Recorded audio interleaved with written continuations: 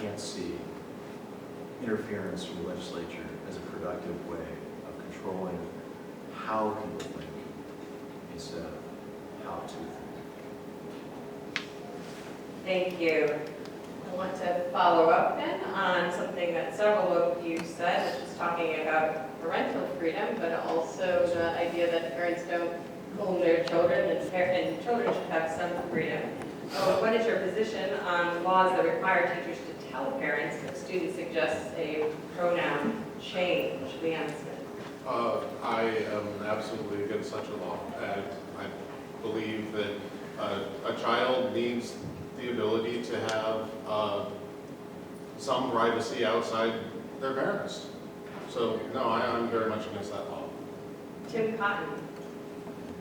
Well, I'm kind of the opposite of Leon here. So until schools are willing to start paying all the bills when it comes to raising a child, whether it's medical bills, psychological bills for needing therapy, parents have to have guidance over their children.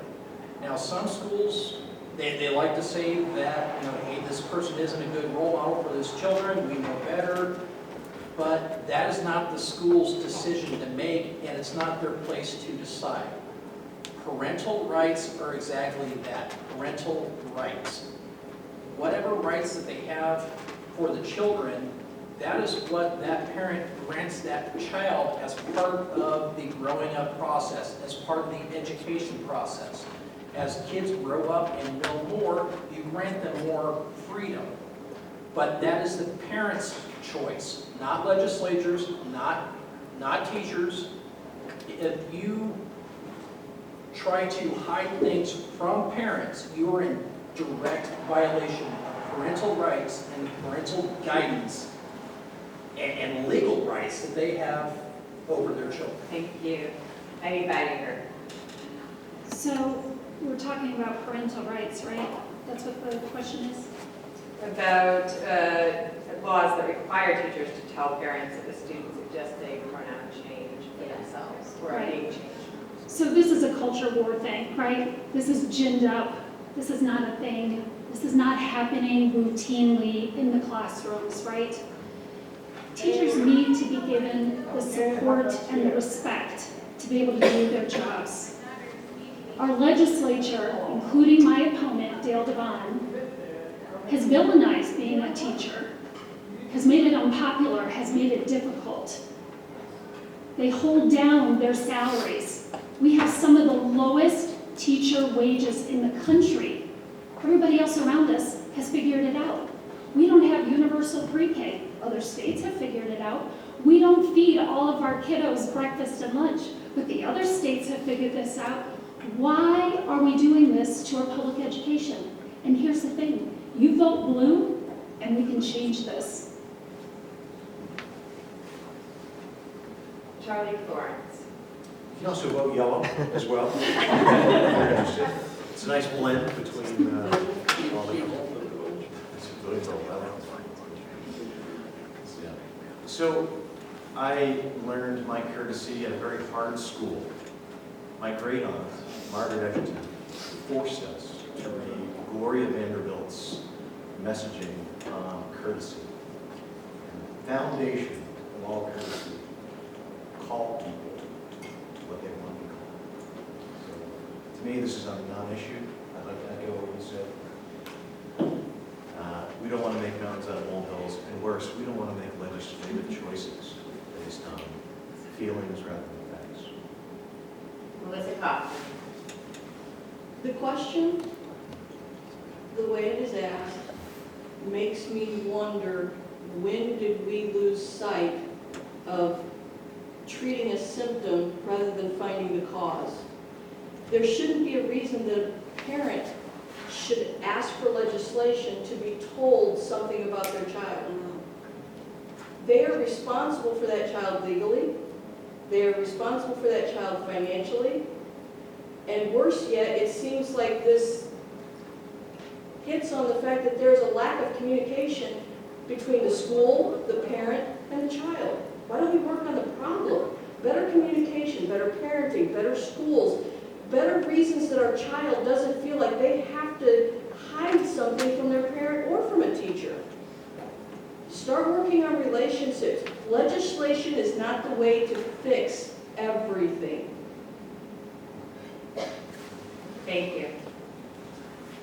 This next question says, from my own experience raising 4 children here in Michiana, I have seen many of our brightest, most educated kids leave our state after college, if not before, because they see no futures for themselves in Indiana.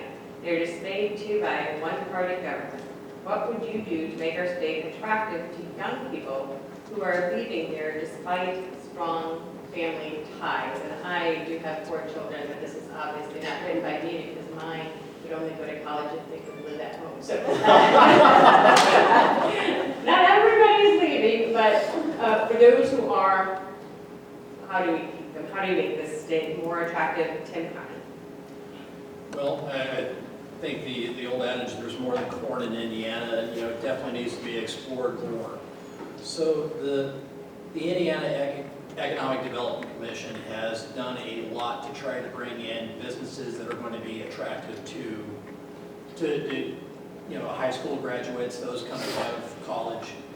But at the same time, we haven't set up the infrastructure that really enables them to stay. Yes, Indiana has a lower property tax and income tax rate than other areas, but at the same time, what are we doing to incentivize them actually staying here? Lowering property taxes, getting it to the point where people want to buy homes and live here. Get rid of the individual state income tax.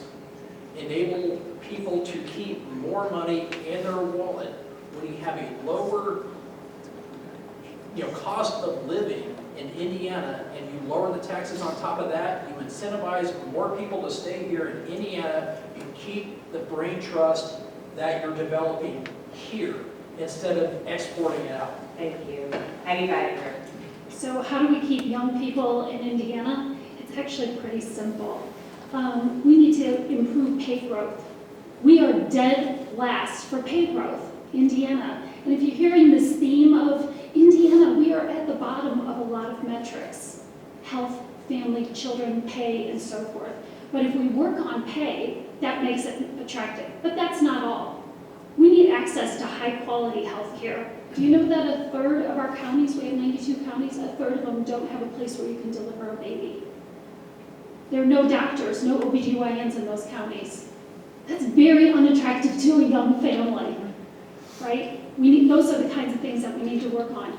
The other thing that's quite frightening is that Indiana has one of the most extreme abortion bans. That's also frightening. And so young people are making choices to leave our state, and we can turn all of that around. We have that in our grasp. We determine our future. Thank you. Charlie Florance. To the extent the young people are leaving the state because of a single party's domination of our legislature, might present you with another solution. Please consider voting for third-party candidates this season. To the extent that they're leaving because of economic reasons, or maybe to taste the appeal of the big city, I can understand those things. I joined the Army when I was 17. I got to see a lot of the world. And I tell you, when it came time to settle down, this was the place to be. And I know that we can't shorten that pathway from being 17 and knowing everything. Or how did Mark Twain say it? When I was 17, I left the house thinking my parents didn't know anything. When I came back 4 years later, I was surprised how much they learned. But maybe to echo some of the points that the other candidates have discussed, I think that economic opportunity does raise all boats. And I think that creating a more modern legislature that's responsive to the needs and interests of the constituency is a great way to get there quickly. Thank you. Thank you. Melissa Kauffman. I would have to say again, we're putting the cart in front of the horse. Kids are leaving. Are we asking them why? Are we asking their input? Are we listening to them?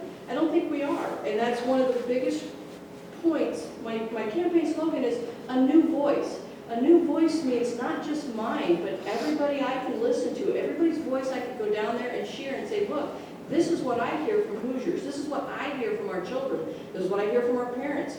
We have failed to do that. How about we start by asking the ones who are leaving and then repair why they're leaving? Thank you. Dan Smith. Well, I think, you know, if we want to retain people here in Indiana, what we need is jobs. What we need is healthcare. What we need is good schools to send children to, right? We need all these things, and they don't come for free. They do cost some money, but we can afford it. Like, these are things we can do.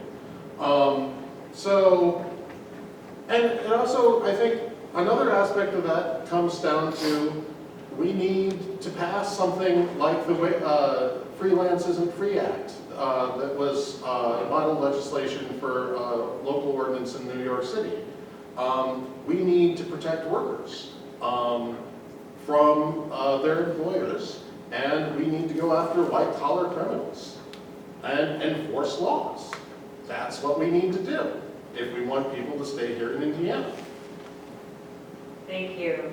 The next question actually follows up on something that Heidi Beidinger raised, that is Indiana's abortion ban, with the exception for certain cases of rape, incest, risk of life of the mother, fetal anomalies.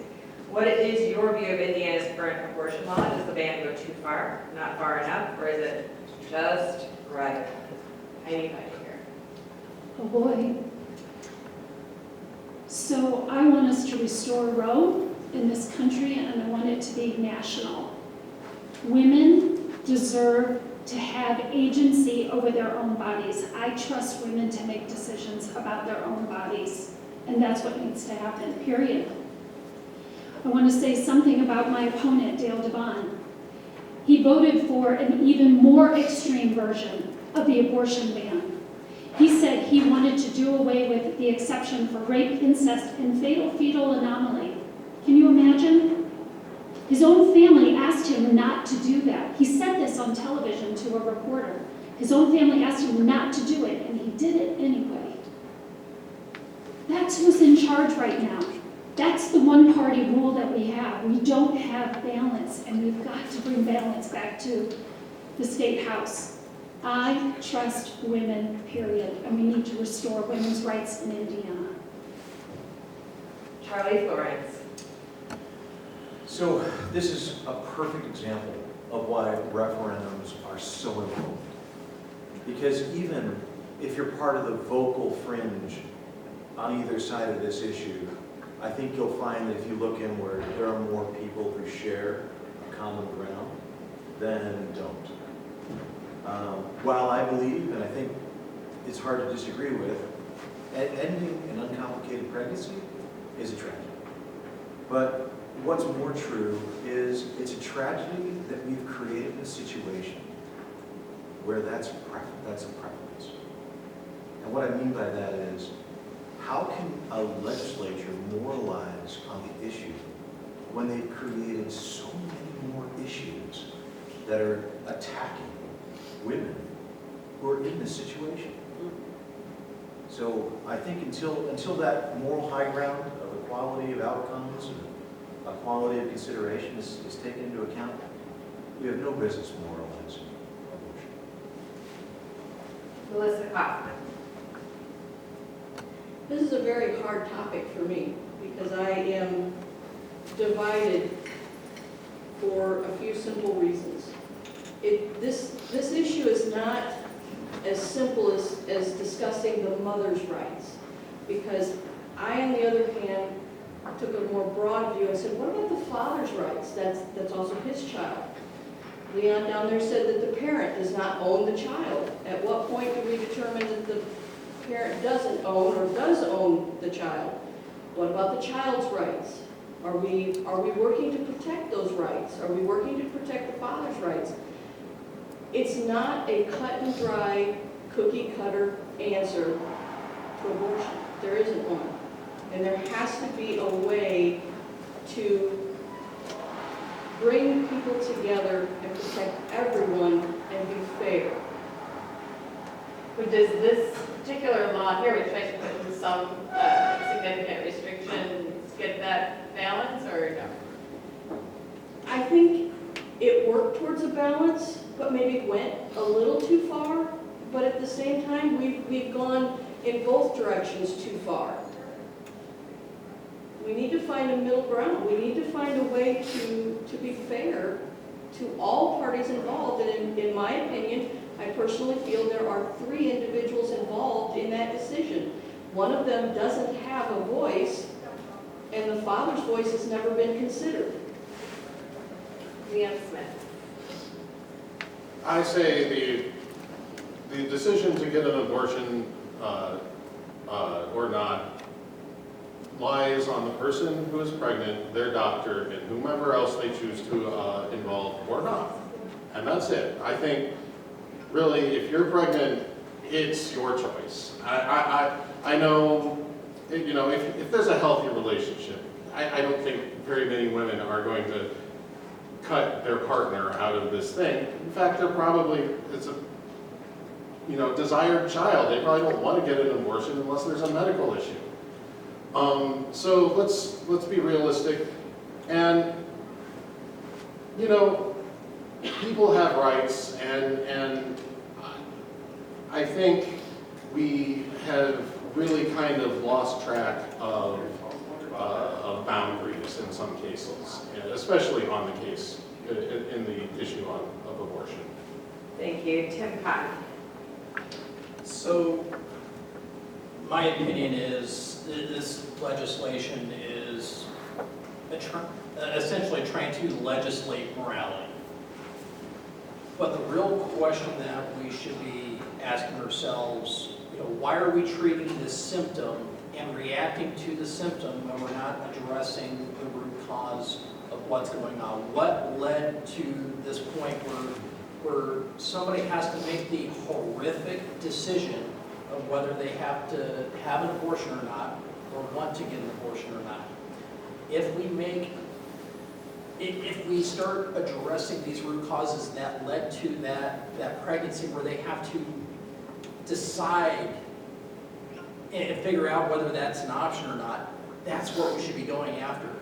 And giving prospective mothers a chance and a choice to say, you know, be able to adopt out their children. Why do we have such a high hurdle in Indiana in order to be able to adopt children?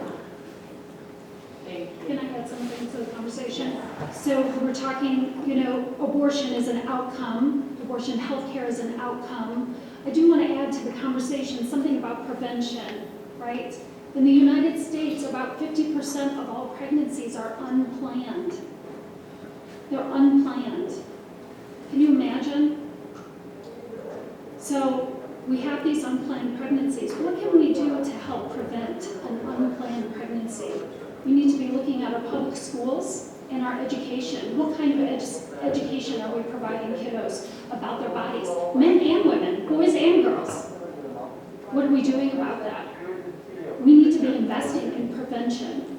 We need to be teaching young girls about agency over themselves, talking to them about their goals and aspirations, what they hope for, and then helping them to achieve those things. And if they say to us, I want to have a child, then how do we get you ready? How do we get your body ready with the proper health care to make sure your body is ready to have a pregnancy? Thank you. This next question actually is something that many of you have already mentioned, which is the one-party rule or a supermajority of Republicans in the Indiana General Assembly. And this person asks, what do you think will be the biggest potential for change, or what will be the biggest change, if the Republican supermajority is broken? Charlie Florance. Perfect. I think the most eye-opening thing for the legislature will be actually hearing the voices of the constituents. And I think right now, the way the lines are drawn, the way the population centers are, all they're hearing is that we keep wanting the same representation. And I get the impression, since you're in this room right now, that maybe you're hoping for something more. So I think that when it comes to one party rule and what we can do differently. I think we need to listen to what our voices have to say. And the only way to do that is casting a vote for some of the people at the table. Melissa Kauffman.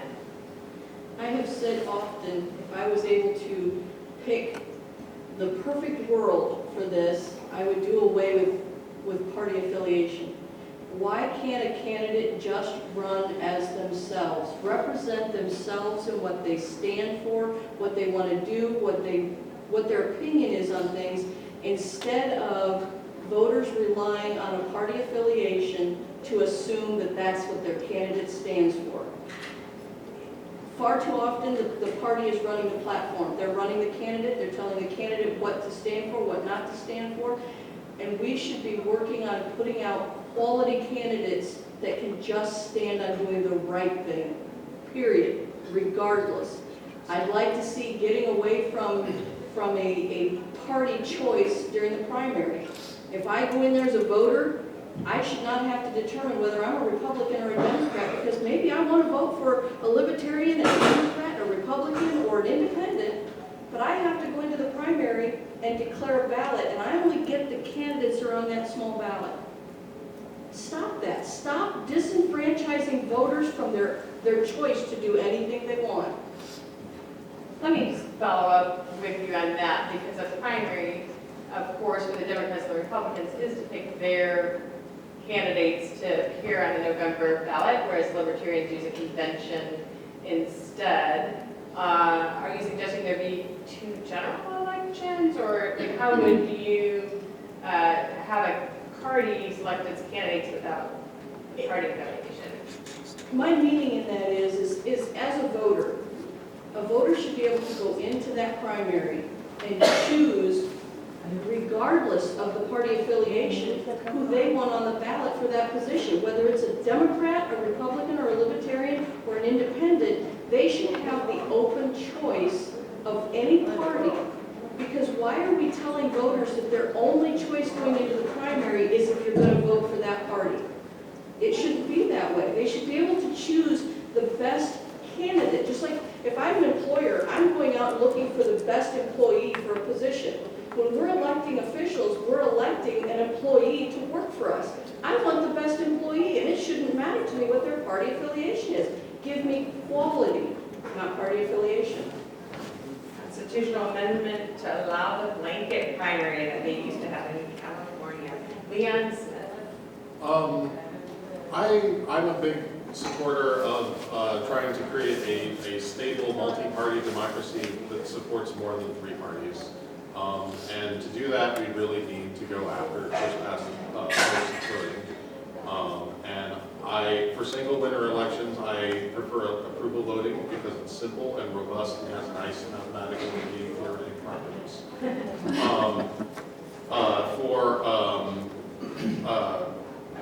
For multi-winner elections like legislatures, I'm a big fan of proportional representation. I don't have such a keen understanding of the trade-offs between various proportional representation systems.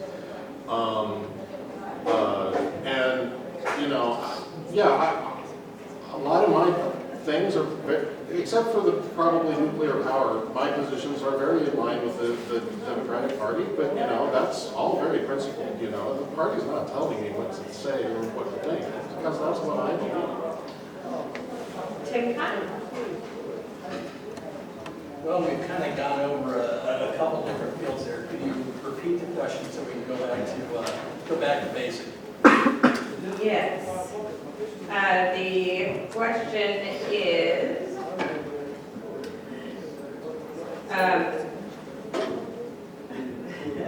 that's a good. You lost it, didn't you? Yes, I did. Okay. The question is, should it be, no, did I miss that? Should it be illegal or illegal to consider partnerships? That's related. It was supermajority. Supermajority, yeah. I put it at the bottom.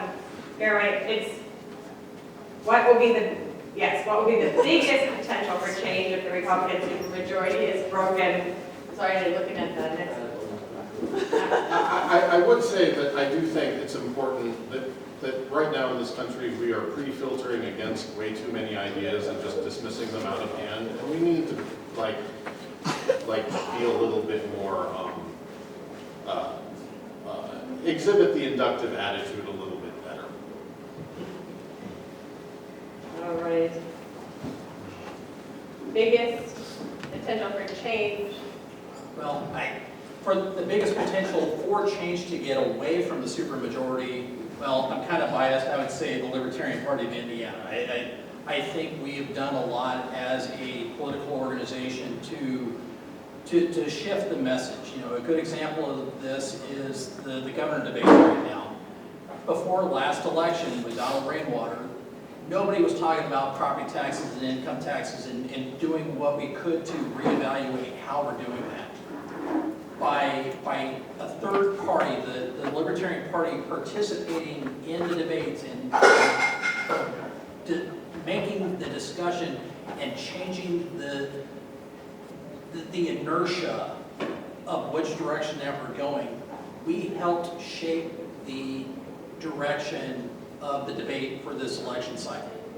By allowing third-party participation and getting third-party more involved, we're helping to shift that paradigm of where we're going as a state and as where we're going as a nation. Thank you. As the president of the Indiana Debate Commission, let me just note that October 24th from 7 to 8 p.m. on a screen near you, Republican Mike Bohacek and Democrat Destiny Wells will debate with Libertarian Rainwater. So we'll be able to see those. Oh, Jennifer McCormick. I was just working on Senate debates. Thank you. Jennifer McCormick, Democrat Jennifer McCormick, and Libertarian Donald Rainwater. So that'll be October 24th. There are a couple of commercial debates coming up as well, October 2nd and 4th. Let me add on that the Fox 59 debate, the rules were changed there so that preliminary, they said Donald Rainwater had to raise $100,000 to even appear on the debate stage. He accomplished those goals ahead of time. Now they decided that they were going to change the rules, and now they're adding in additional conditions in order for him to participate. So they're changing the rules after the fact that he already followed and did what they asked him to do. Right, Heidi Beidinger. So I anticipated this question and brought along a chart because not everybody knows what one-party rule means. And what one-party rule means is that one party is in charge of all three branches, the governorship, the Senate, and the House. This chart shows you the blue are the Democrats and the red are the Republicans, who have been in charge now for almost 20 years. That's what one-party rule is. If we break that supermajority, and listen, in the House, we just need to flip 4 seats. I'm one of those. We just need to flip 4 seats. And then we break the supermajority in the House. And that means a lot. That means that now Republicans have to have Democrats in the room to have a conversation and do business. Do you know that currently they don't have to have any Democrats in the room? They can just have those conversations by themselves and make decisions by themselves. So breaking the supermajority is huge. Happy to talk to anybody about this. Can I add to that for just a second? Can you hold that chart back up again, Heidi? Can we please get some more crayons and color in some other colors? I think changing the color of this chart to include other colors would be very helpful. A broad color of ideas leads to better solutions. More ideas, more help. Can I add to that? So the adding of the colors, and I know having more parties and something more than a 2-party system would be desirable. We're also probably a ways off from that. What I want to say is Democrats represent everyone. We're closer than you think. We might be, but I want to emphasize Democrats represent all of us. Okay, that's fine. Yeah. So You know, I appreciate the chart there, you know, 80% of the state senate is Republican. You have 10 seats out of the 50 that are held by Democrats. However, when the Democrats vote the same way as the Republicans, it's not a two-party, it's not a supermajority party, it's a uniparty. David Niezgodski, he votes in favor of each one of these IEDC measures where they're handing more money to a private corporation to pick and choose winners. It's more than just red versus blue. You actually have to have a third voice in there, or actually a second voice in there in the state legislature. Thank you. The next question relates to something that Charlie Florance said about drawing district lines. Should it be legal or illegal to consider partisanship and incumbent protection when drawing political districts? And would you or would you not support the establishment of an independent, nonpartisan, bipartisan, or tripartisan citizens redistricting commission to draw the political boundaries? Something that the majority in the legislature currently does. Melissa Kauffman. I get to go first? Oh, yay! Okay, so that's actually a very good question for me, because one of my issues with my opponent is the fact that when the lines were redrawn, it was specifically redrawn dividing Osceola to ensure that he stayed in his district and wouldn't have to be out of office. There should never be a reason that the elected official is the reason that districts are drawn in the way they're drawn. It should entirely be on the community, the voters, the numbers, the statistics, not on the individual incumbent candidate. Thank you. Leanne Smith. Yeah, I am absolutely against gerrymandering. There's a lot of different potential solutions. Personally, I think at least maybe one legislature should be proportionally represented and instead of by district. Or maybe some combination of districts and proportional representation, I don't know. There's also some algorithmic approaches to drawing districts. I don't know if those are any good.